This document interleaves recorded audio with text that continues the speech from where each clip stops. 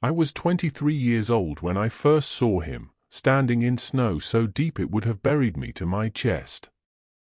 The year was 1974, and I was young enough to believe I was invincible, stupid enough to climb alone, and desperate enough to take risks that should have killed me. My name is Robert Chen, and for 50 years I have kept a secret that would change everything we think we know about intelligence, consciousness, and our place in the natural order. For 50 years, I have met with a being that shouldn't exist, in a place that can't be found, learning truths about humanity that I wish I could unlearn. This is not a confession. This is a warning. I went to the Himalayas in 1970 for running from a life that had collapsed around me. My father had died 6 months earlier, my engagement had ended badly, and I'd been expelled from graduate school for reasons I still believe were unjust. I had some money, no direction, and a half-formed idea that if I climbed high enough, far enough, maybe I could leave my failures at a lower altitude. The Sherpas at base camp tried to warn me. They always do, these mountain people who understand things we educated Westerners dismiss as superstition. An old woman, her face carved by decades of high-altitude wind, grabbed my arm as I was preparing for my solo ascent. "Chaya Manch," she whispered, her grip surprisingly strong. "Shadow Man. He walks these peaks. If he shows himself to you, it means something. It always means something." I thanked her politely and ignored her completely. Shadow men and mountain spirits, the desperate explanations of people who hadn't studied atmospheric physics or understood how altitude affects perception. I was there for the climb, for the solitude, for the clean simplicity of putting one foot in front of another until there was nowhere higher to go. What happens next will challenge everything you believe about what's possible. Subscribe now and hit that notification bell. You won't want to miss a single revelation from this decades-long encounter. The storm hit on my third day above 20,000 feet. Not the gradual weather change you can prepare for, but the sudden, violent assault that the Himalayas are famous for. One moment I was making good progress across a snow field, the next I was blind, fighting wind that tried to rip me off the mountain, snow that cut like glass. I made it to an ice cave, barely more than a depression in a cliff face, but enough to get out of the direct wind. I huddled there as the storm raged, checking my supplies and calculating how long I could survive if it lasted. 3 days of food. Maybe 4 if I rationed. Fuel for a week. Plenty of time. Except the storm didn't stop after 3 days. Or 4. Or 7. By the 9th day, I was hallucinating from hunger and altitude. I knew I was dying, not dramatically, not suddenly, but with the slow, inevitable certainty of a body shutting down one system at a time. I'd stopped being cold, which I knew was a very bad sign. I'd stopped being afraid, which was probably worse. That's when he appeared. At first, I thought he was another hallucination, a product of my oxygen-starved brain conjuring comfort in my final hours. A massive shape moving through the storm with impossible ease, too large to be human, too purposeful to be an animal. He stopped at the entrance to my cave, blocking the wind, and for the first time in 9 days, I felt warmth. He looked at me with eyes that held an intelligence so profound it cut through my delirium like a knife. And I knew, with absolute certainty, that I was looking at something that shouldn't exist but did. The Yeti was real. And he had come to decide whether I would live or die. He didn't speak, couldn't speak, in any language I would have recognized. But communication happened anyway, through gestures so clear they bypassed the need for words, through expressions that conveyed meaning more precisely than sentences ever could. He studied me for what felt like hours but was probably only minutes. I was too weak to be afraid, too far gone to do anything but stare back. Then he reached into a pouch, yes, a pouch, made from hide and sinew, marking him as not just an animal but a being with tools, with culture, and pulled out something wrapped in leaves. Food. Some kind of concentrated paste that smelled like nothing I'd ever encountered, bitter and sweet and earthy all at once. He gestured to his mouth, then to mine, the meaning unmistakable, eat. Every survival instinct I had left screamed warnings about unknown substances, about poisoning, about trusting something that logic said couldn't exist.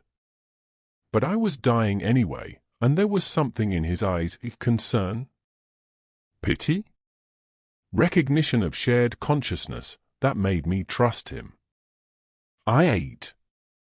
The paste was revolting and wonderful simultaneously, coating my throat, sending warmth through my limbs, bringing me back from the edge of death with each swallow.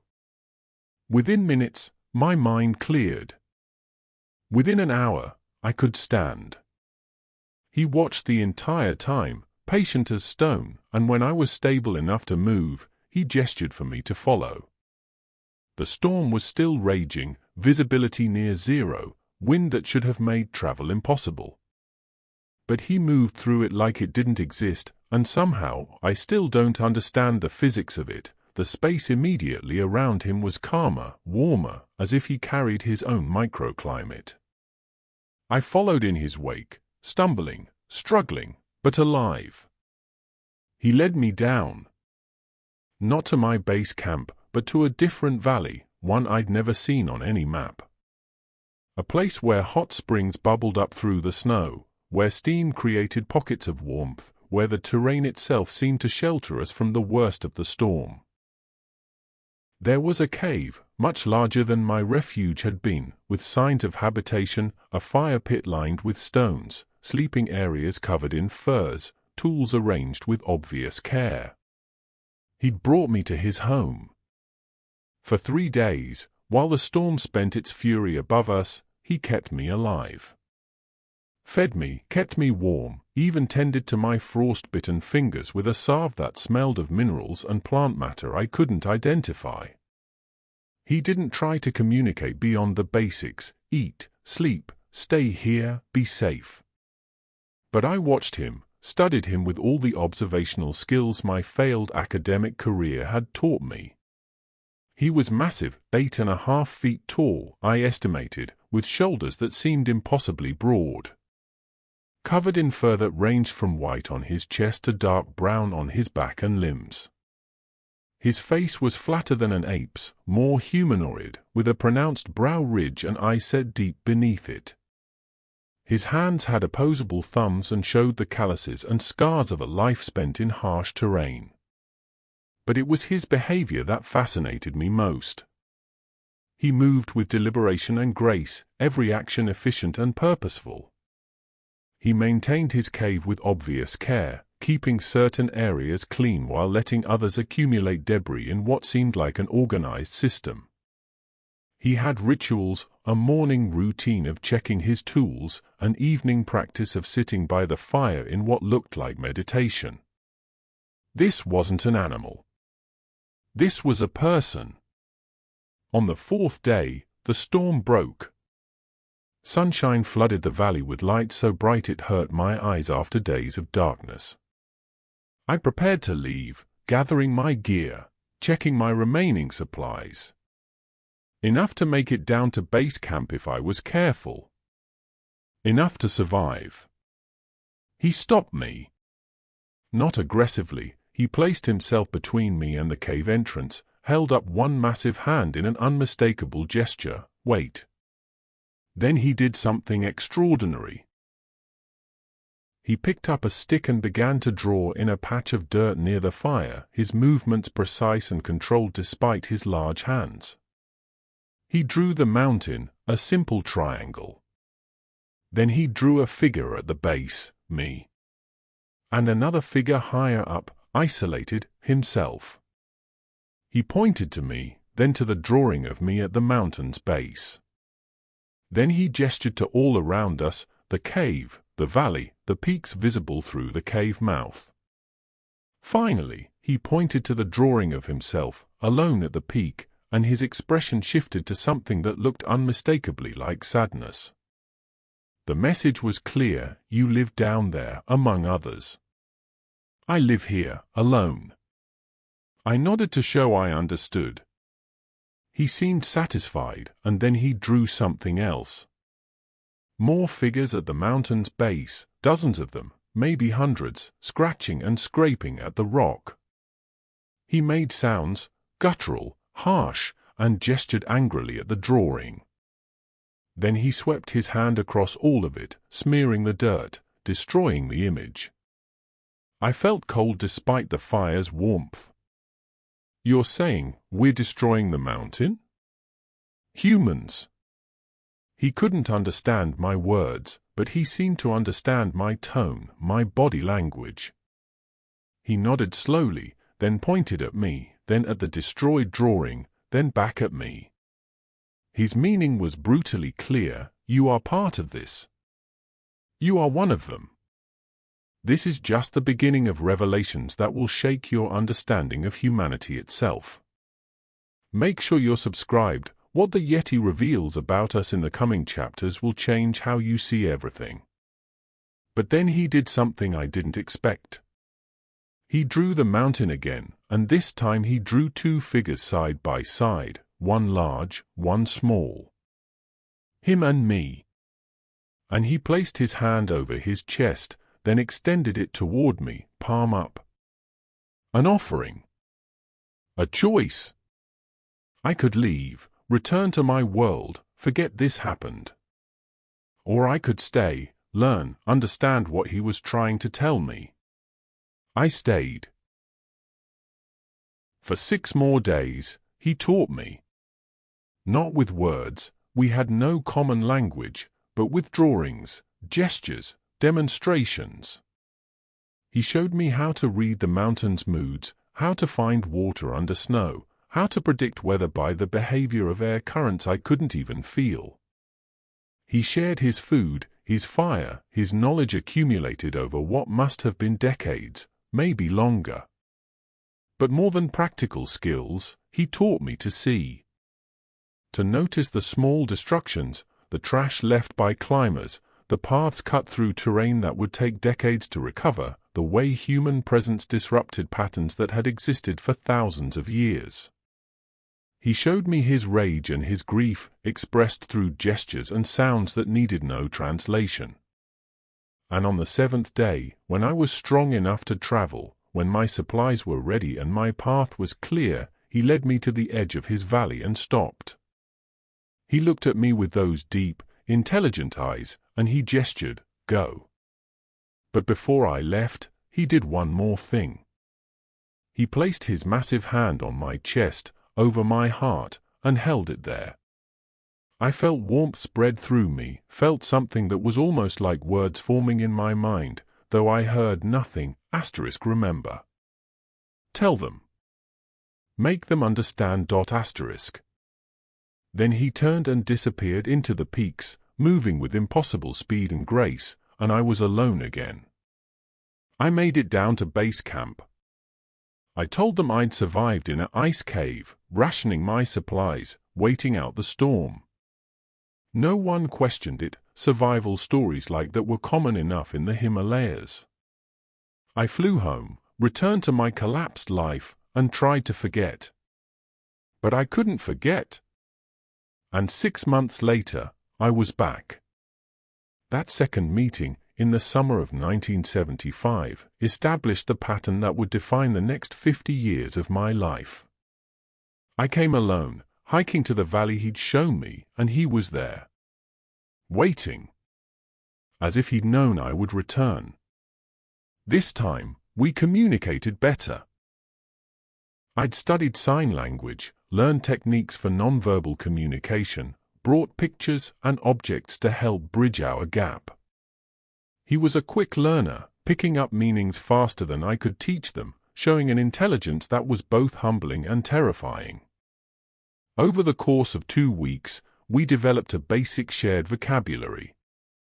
Not words, but concepts conveyed through consistent gestures and expressions. I learned that his people, yes, there had been more, though he was now alone, called themselves something that translated roughly to the Watchers. They had lived in these mountains for longer than human recorded history, observing, remembering, maintaining. And I learned what he thought of us. The first truth he shared shattered my comfortable assumptions about human progress. Through drawings and elaborate pantomime, he showed me the history of his contact with humans. The earliest encounters had been peaceful, curious meetings between two intelligent species, exchanges of knowledge and respect. But as human civilization grew, as we multiplied and spread, the encounters changed. We didn't just take from the mountains. We consumed them. Every generation pushed higher, wanted more, left more destruction in our wake. And his people had retreated, again and again, until there was nowhere left to retreat to.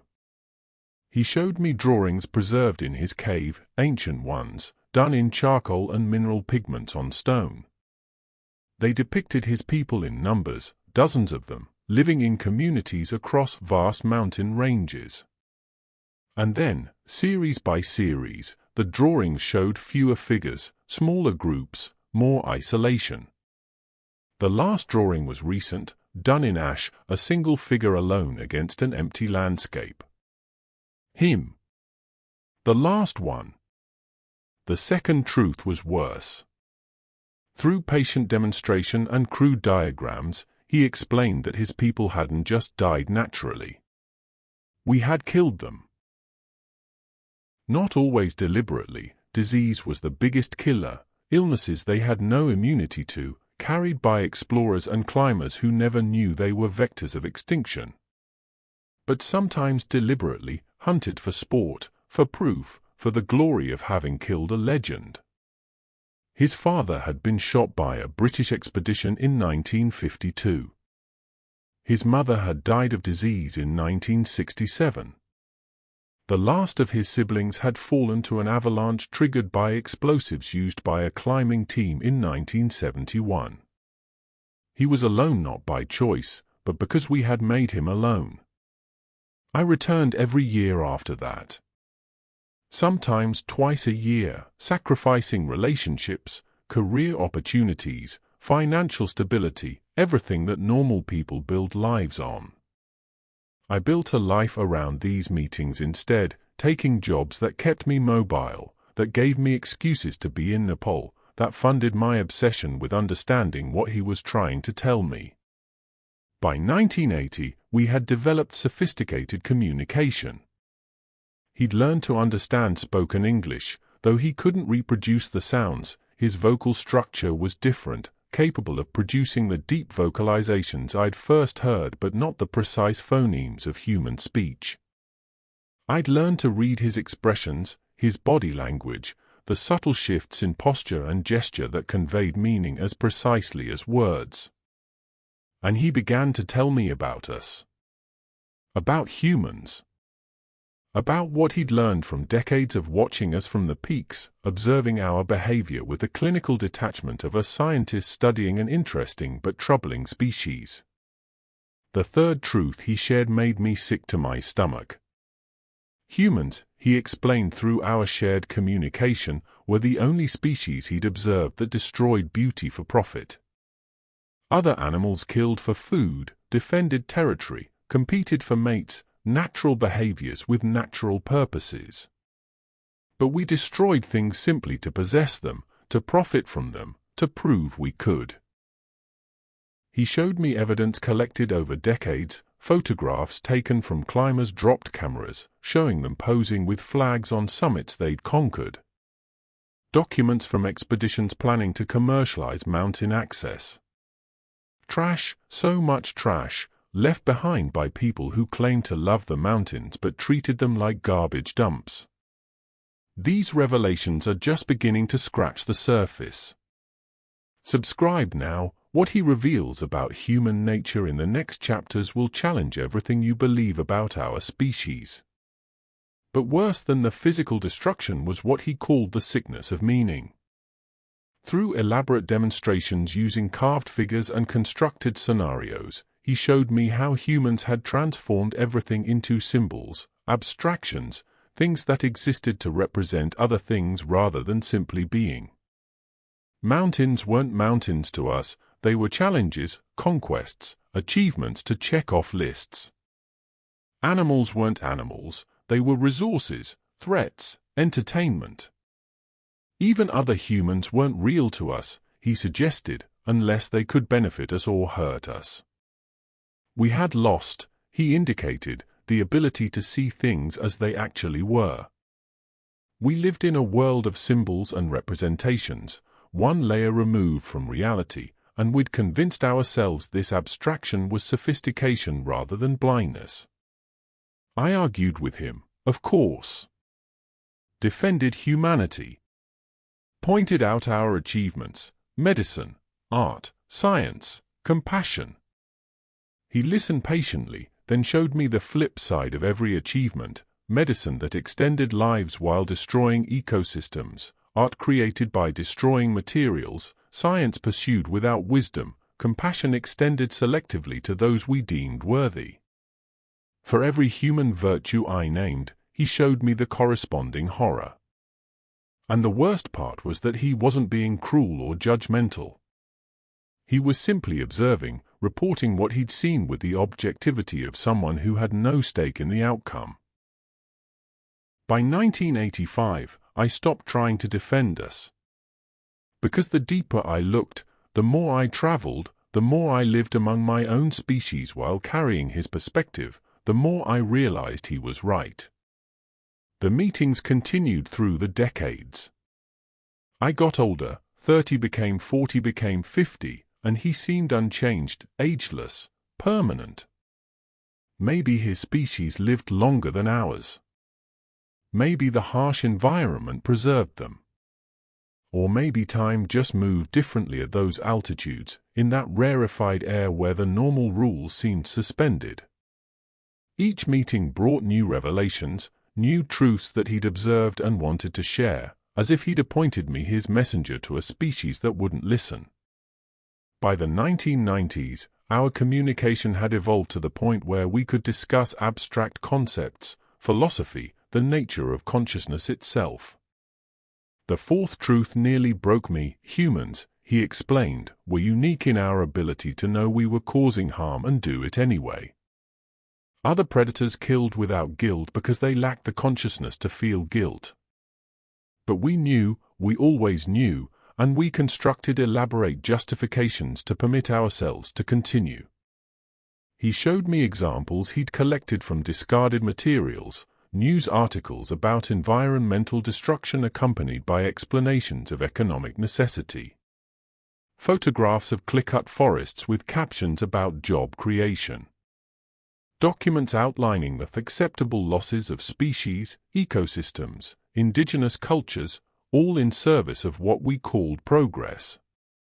We were, he indicated, the only species capable of genuine evil.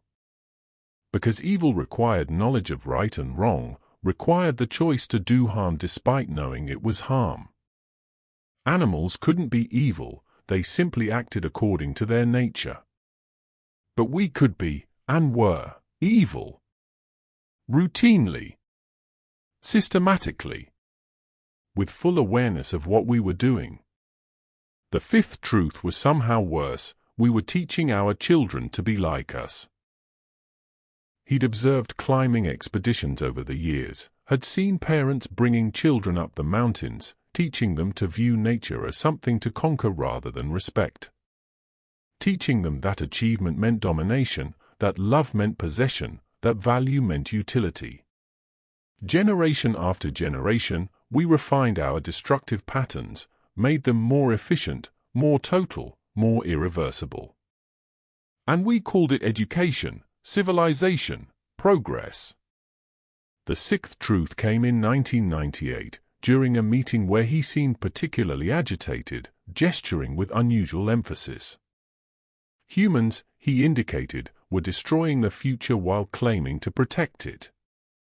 We spoke constantly of sustainability, of preserving things for generations to come, while simultaneously consuming resources at rates that guaranteed those future generations would inherit a wasteland. We knew this. The information was everywhere, the science was clear, the evidence was undeniable. But we continued anyway, because the future was an abstraction and the present was real, because individual benefit outweighed collective harm, because we'd convinced ourselves that somehow, someone else would solve the problems we were creating. It was, he suggested, a form of insanity unique to our species, the ability to see catastrophe approaching while actively accelerating toward it. By the turn of the millennium, these meetings had become the defining feature of my life. I'd never married, who could I share this with? I'd maintained minimal employment, just enough to fund my annual pilgrimages. I lived in a small apartment filled with notes, drawings, recordings of my attempts to document everything he'd taught me. I'd tried, early on, to tell others. To share what I'd learned, to get scientists interested, to make the world understand that the Yeti was real and had things to teach us. But every attempt ended the same way: ridicule, dismissal, accusations of fraud or mental illness. The few times I'd tried to bring others to meet him, he'd vanished. Wouldn't appear, wouldn't make contact, and I'd be left looking like a madman to colleagues who'd humor me less each time. Eventually, I learned, this knowledge was mine alone to carry, this burden was mine alone to bear. The seventh truth emerged gradually over multiple meetings in the early 2000s. Humans had become addicted to stories about ourselves. We couldn't experience reality directly anymore, we had to narrativize it, turn it into plots with heroes and villains, impose meaning and structure onto events that simply happened. This, he indicated, was why we couldn't see our own destruction clearly. Because we'd cast ourselves as the heroes of history's story, and heroes didn't cause extinction, didn't create wastelands, didn't destroy beauty for profit. Those were villain behaviors, and we'd convinced ourselves we were the good guys. Every atrocity we committed came with a story that justified it, that reframed it as necessary or unfortunate but unavoidable. We were experts at crafting narratives that let us sleep at night while the world burned around us. What's revealed in the next chapters will fundamentally alter your perspective on human consciousness and our future. Don't miss it, subscribe and share this story with everyone who needs to hear these truths. The eighth truth was about intelligence itself. Humans, he showed me, had confused intelligence with wisdom, had mistaken tool-making for understanding, had convinced ourselves that because we could manipulate the world, we understood it. We were, he suggested, very clever but profoundly stupid. Clever enough to split atoms, stupid enough to use that ability to build weapons. Clever enough to modify genes, stupid enough to do it without understanding the consequences. Clever enough to connect the entire world through technology, stupid enough to use those connections primarily for distraction and conflict. Intelligence without wisdom was perhaps the most dangerous thing in the universe. And we had it in abundance. 2010 marked something different. I was 59 years old, aging badly from decades of high-altitude exposure, my body breaking down in ways that made each journey harder. But it was my mind that worried me more. Carrying his truths, seeing humanity through his eyes, had created a split in my consciousness that was becoming unbearable. I existed in two worlds simultaneously, the human world of everyday life, where people pursued careers and relationships and small pleasures, convinced of their own importance, and the world he'd shown me, where humans were a plague species rapidly consuming everything, including our own future. During that year's meeting, something happened that had never happened before. I broke down. Sobbed uncontrollably while he watched with what I'd learned to recognize as concern. I tried to explain through my tears, through our shared language of gestures and expressions, I can't carry this anymore. I can't watch us destroy everything while pretending we're not. I can't be the only one who knows and can't make anyone listen. He sat with me while I cried, his massive hand resting gently on my shoulder, and when I'd exhausted myself, he began to communicate something new. Something he'd never shared before. The ninth truth: his people had faced the same crisis. Hundreds of generations ago, when they'd been numerous and spread across vast territories, they'd reached a point of decision. They could continue their expansion, compete with emerging humans for resources and space, fight for dominance. Or they could retreat, accept smaller territories, choose decline over conflict. They'd chosen retreat. Chosen to fade rather than fight. Chosen extinction over the violence required to survive. And for hundreds of generations, they'd watched us make the opposite choice. Watched us fight for every resource, claim every territory, refuse to accept any limit on our expansion. Watched us choose survival through dominance, through consumption, through the destruction of everything that couldn't fight back. His people had thought they were choosing wisdom over violence. Now, looking at the result, his species nearly extinct, ours covering the planet, he wasn't sure they'd chosen correctly. Maybe, he suggested through elaborate gestures and expressions that took hours to fully convey, maybe wisdom meant fighting for your right to exist. Maybe choosing decline was just another form of extinction. Maybe his people had been cowards rather than wise. This thought, that even his species with their perspective and their patience might have been wrong, devastated me. Because if they didn't have the answers, if their choice had led only to their own end, then what hope was there? What lesson could be learned from their example except that the aggressive species win and the peaceful ones die? I didn't return in 2011. Couldn't. The weight of what I carried had finally broken something essential in me. I spent a year in and out of psychiatric care, diagnosed with depression, anxiety, delusional disorder, pick your label. They all meant the same thing: I couldn't function in the human world while carrying truth about the human world. But in 2012, I went back. Because despite everything, despite the horror and the helplessness, I needed to see him again. Needed to know if he was still alive, still watching, still remembering.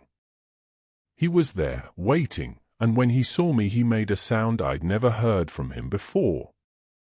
Something between a sigh and a groan, conveying relief and sadness in equal measure.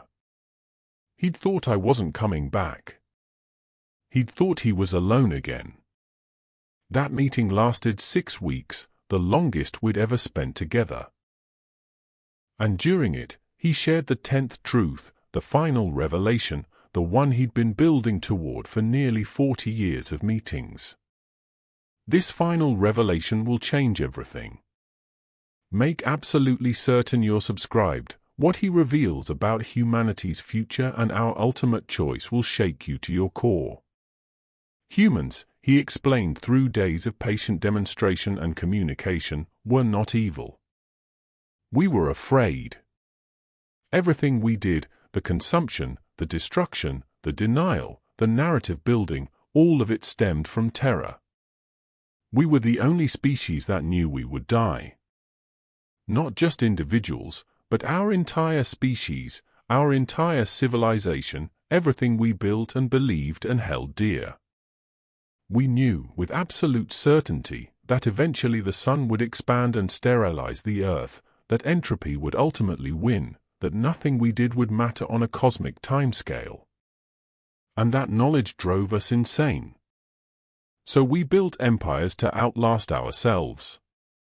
We consumed everything to fill the void of meaninglessness. We told ourselves stories about progress and purpose because the alternative, accepting that we were temporary patterns of organization in an indifferent universe, was unbearable. His people hadn't had this burden. They lived, they died. They didn't worry about ultimate meaning or cosmic purpose. They simply existed, which was enough. But we couldn't do that. We needed everything to mean something, to matter, to persist. And because we couldn't accept our own temporariness, we were destroying the temporary beauty we'd been given. We were so afraid of meaninglessness that we were making everything meaningless. We were so terrified of death that we were killing everything. The solution, he indicated, if there was a solution, wasn't knowledge or technology or new systems. It was acceptance. Accepting that we were temporary, that our civilizations would fall, that our species would end, and that this was okay. That temporary beauty was still beautiful. That temporary existence was still worth experiencing. But we couldn't do it. We'd gone too far down the path of denial, built too many structures on the foundation of refusing to accept our own temporariness. Accepting the truth now would require dismantling everything we'd built, everything we believed, everything we used to comfort ourselves against the darkness. And so we would continue. Consuming, destroying, denying. Until there was nothing left to consume, nothing left to destroy, nothing left to deny. This was the final truth. We knew what we were doing. We knew how it would end. We knew there were other ways to live, other values to hold, other relationships we could have with the world. But we couldn't change. Couldn't stop. Couldn't accept the truth that would set us free because that truth was too terrifying to bear. We were, he indicated with a gesture of profound sadness, a species capable of understanding our own tragedy but incapable of preventing it. I've just returned from what I know will be my final meeting with him. I'm 73 years old now, too broken by age and altitude to make many more journeys. But more than that, I think he's dying. His movements were slower this year, his responses less immediate. He's ancient now, even by his species standards, and his alone. He knows it's ending. His species, his culture, his memory, all of it ends with him. And there's no one to mourn it except me, a human whose own species destroyed his. During this last meeting, I asked him something I'd never dared ask before. I used our decades of shared language to pose a question that had haunted me since our first encounter: do you hate us? After everything you've seen, everything we've done, do you hate humanity? He was quiet for a long time, staring out at the peaks that had been his home, his prison, his final territory. Then he turned to me and communicated something that broke my heart. No. He didn't hate us. Because hatred required believing that things could be different, that we could choose differently. But he didn't believe that anymore. We were what we were, doing what we did, following patterns laid down in our evolutionary history and our psychological structure. Hating us would be like hating a river for flowing downhill. But he was sad. Profoundly, eternally sad. Because we could have been something else. We had the capacity for it, the intelligence, the consciousness, the ability to see beyond immediate need to larger consequences. We could have been partners with the other species that shared this world. We could have been stewards of beauty rather than consumers of it. We could have been the species that made existence better rather than worse. But we chose not to be. And that choice, or that inability to choose differently, was what saddened him. Not anger, not hatred, but grief for the potential we'd wasted, the beauty we'd destroyed, the fellowship we'd rejected in favor of dominance and consumption. He asked me, at the end, to do one thing: tell them. Tell other humans. Make them understand, if understanding is possible. Let his observations, his truths, his perspective exist somewhere beyond his own ending.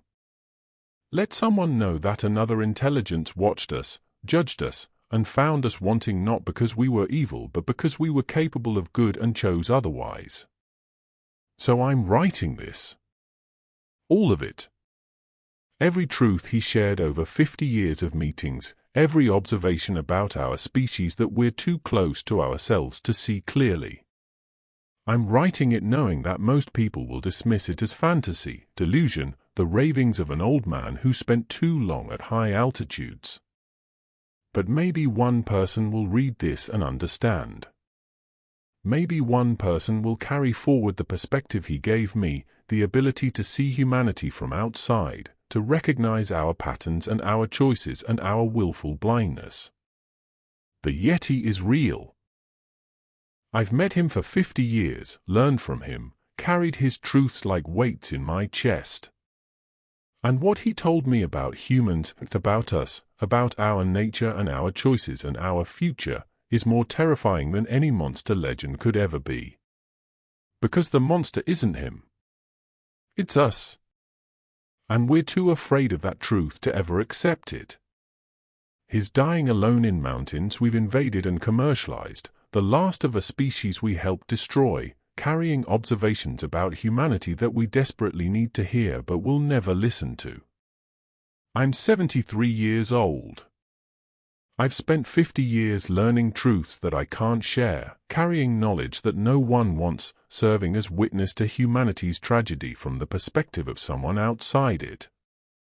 And now I'm writing it all down, this final act of testimony, hoping against hope that someone will understand what I'm trying to say. We are capable of better. We have the intelligence, the consciousness, the capacity for wisdom. We could choose differently. We could accept our temporariness and find beauty in it rather than terror. We could live in partnership with the world rather than conquest of it. We could be the species that makes existence richer rather than poorer. But we won't. Not because we can't, but because we're too afraid. Too invested in our stories about ourselves, too committed to our systems of meaning, too terrified of the void that accepting truth would create. And so we'll continue. Consuming, destroying, denying, building elaborate justifications for behaviors we know are wrong. We'll tell ourselves we had no choice, that it was inevitable, that we did our best with the information we had. But we had a choice. We always had a choice. We just chose wrong. This is what the Yeti told me about humans over 50 years of meetings in the Himalayas. This is the truth he wanted someone to carry forward. This is his final message to the species that destroyed his. You are not evil. You are afraid. And your fear is destroying everything, including yourselves. This story is more than entertainment, it's a mirror showing us what we refuse to see about ourselves. If these truths resonated with you, share this video widely. Subscribe to this channel and hit that notification bell. The Yeti's message needs to reach as many people as possible before it's too late. We still have time to choose differently. But that time is running out. Share this story. Remember his words. And ask yourself, what choice will you make? Will you be part of the problem or part of the change? The decision is yours, but the clock is ticking. I'm writing this from a hospital bed in Kathmandu. Pneumonia, altitude sickness, general organ failure. The doctors use technical terms for what amounts to a body that spent too many years too high, breathing air too thin, carrying weight too heavy. They're giving me a week. Maybe 2. But I got down from the mountain. I got these words written. And now I'm releasing them into the world, this final testimony, this witness statement from a species that's about to lose its last observer. He told me, during that final meeting, that his people had a belief. Not a religion, they were too practical for that, but a concept that shaped how they understood existence. They believed that everything that was observed continued to exist in the observation, that memory was a form of immortality, that being witnessed was the closest thing to permanence that existed in a temporary universe. His species is extinct. But I witnessed them. I carry their memory, their observations, their truths. And now I'm passing that witness to you, whoever reads this, making you complicit in their existence, making you responsible for carrying forward what they saw. You can't unlearn what you've read here. You can't unknow these truths. You can dismiss them, rationalize them, explain them away. We're very good at that. But somewhere in your mind, these observations will remain. These perspectives will persist. This witness will continue. Maybe that's enough. Maybe being observed, being remembered, being witnessed is all that any consciousness can hope for in a universe that tends inexorably toward entropy and forgetting. Or maybe, and this is what I choose to believe in my final days, maybe understanding is the first step toward change. Maybe seeing ourselves clearly, through eyes not blinded by our own narratives and justifications, is what we need to choose differently. The Yeti watched us for thousands of years. Watched us grow from one species among many to the dominant force reshaping the planet. Watched us develop technology, culture, civilization, all the things we're so proud of. And he watched us use all of that capability to destroy rather than create, to dominate rather than coexist, to consume rather than appreciate. But he also watched us develop something else, the capacity for self-reflection, for understanding our own behavior, for seeing ourselves from outside. We're the only species that can do that, can observe ourselves, judge ourselves, consciously choose to be different from what our instincts and history would make us. We just haven't used that capacity. Haven't exercised that muscle. Haven't taken the hard look in the mirror that would show us what we've become. This is that mirror. These 50 years of observations, 10 truths about humanity from a perspective unburdened by human bias and human need. This is what we look like to a consciousness that has no stake in our success, no investment in our narratives, no reason to lie to us or comfort us or tell us what we want to hear. We are afraid. We are destructive. We are brilliant and stupid simultaneously. We are capable of profound wisdom and profound foolishness. We are the species that could save the world or destroy it, and we're currently choosing destruction because it's easier, more familiar, more consistent with the stories we tell ourselves. But we could choose differently. Right now. Today. Not by grand gestures or revolutionary changes, but by small shifts in perspective, small acknowledgements of truth, small decisions to value beauty over utility, existence over profit, connection over dominance. The Yeti species chose retreat over fight, and it led to their extinction. But our choice doesn't have to be binary. We don't have to choose between domination and extinction. There's a third path: partnership, coexistence, wisdom applied to capability, consciousness used to moderate rather than justify our impulses. He couldn't show me that path because his species never found it. But he could show me where we were going wrong, could hold up the mirror that revealed our true nature. And maybe that's enough. Maybe seeing clearly is the first step toward walking differently. I'm dying. He's dying. His species is extinct. And ours is on a trajectory that ends the same way unless we choose differently. But we can choose differently. That's the hope buried in all these difficult truths, the light hidden in this darkness. We have the capacity to change, to learn, to grow beyond our fear and our need to dominate. We've just never been desperate enough or brave enough or honest enough to use it. Maybe now we will be. Maybe this witness, this testimony, this 50-year accumulation of truth will be the catalyst that shifts something.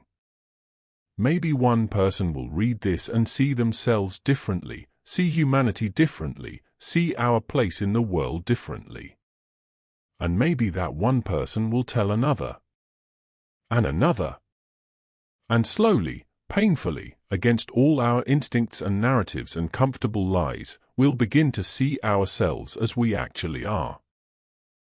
And seeing clearly, we might finally choose to be something better. That's what he wanted. Not our extinction. He was sad about his own species' end, wouldn't wish it on another. But our transformation. Our evolution from a species driven by fear and domination to one capable of living in partnership with the world that birthed us. It's possible. Everything he showed me about our capacity for destruction also showed our capacity for creation. Everything that makes us dangerous also makes us capable of wisdom. We just have to choose to use it. I'm 73 years old. I've spent 50 years carrying truths about humanity that humanity didn't want to hear. And now, in my final days, I'm releasing those truths into the world like seeds, hoping some will take root, hoping some will grow, hoping the Yeti's observations about us won't end with his species and mine but will become the foundation for something better. We are not evil. We are afraid. And if we can acknowledge that fear, accept our temporariness, embrace the beauty of temporary existence, we might finally become the species we have the capacity to be. That's his message. That's his gift. That's what 50 years of meetings in the Himalayas taught me about humanity, taught me about consciousness, taught me about the choice we face every day between fear and wisdom. The Yeti is dying alone in mountains that should have been his sanctuary but became his prison. His species ends with him, thousands of years of existence and observation and wisdom vanishing as if they never were. But they were witnessed. I witnessed them. And now you witness them through me. And maybe, just maybe, that witnessing will be enough to shift something, to change something, to help us choose differently than we've been choosing. That's my hope as I write these final words. That's my prayer, if an old skeptic can pray. That's my legacy, 50 years of meetings distilled into one simple plea. See yourself clearly. Accept what you see. Choose to be better. The Yeti's people couldn't survive in a world dominated by humans. But maybe humans can survive in a world where we remember that we're not alone, never were alone, and that other forms of consciousness are watching, judging, hoping we'll finally grow wise enough to match our capability. He's still up there, in his hidden valley, dying slowly, alone, the last witness to his people's existence. And when he's gone, there will be no one left who remembers what the world was like before we reshaped it completely in our image. Accept me. And through these words, you. We are the witnesses now. The carriers of truth. The ones who know what we are and what we could be. What we do with that knowledge is up to us. Choose wisely. Choose quickly. Time is running out. The mountains remember. The Yeti remembered. Now we must remember, and in remembering, finally change. This is Robert Chen's testimony. This is the Yeti's message. This is humanity's last chance to see itself clearly before the mirror breaks forever. The choice, as always, is ours.